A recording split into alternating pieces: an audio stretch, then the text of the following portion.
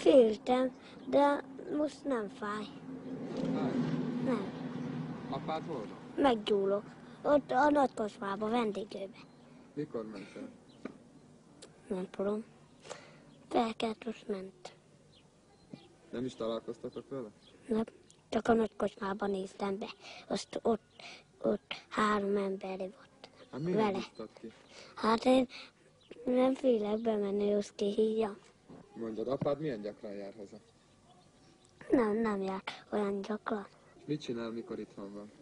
Elmegy a kocsmába, egy párszor beugrik, egyféle decipáinkkal beugrik, egy szóravíz beugrik. Aztán? Hazajön? Igen. Bántani nem szokott, ugye? Ez szokott az? Mit csinál? Megpofoz? Meg. Miért? Nem tudja. Én nem tudom, miért pofoz meg. És egész héten, amíg nincsen itthon, addig mit csináltok? Tessék? Amíg nincs itthon, mit csináltok? Nagyféli cigizek, én meg alszok az ágyba. Jársz már iskolába?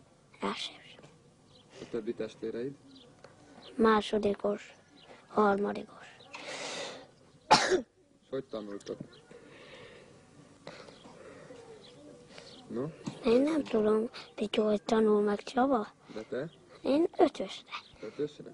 Meg 1-esre, meg 3-asra, meg 4-esre, meg 2-esre. Te mi akarsz lenni, ha nagy leszel? Semmi. Hogy? Hát mit akarsz dolgozni?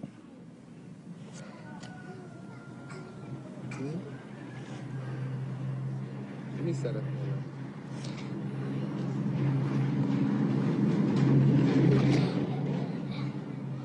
Gyárat pucolni. Mit pucolni?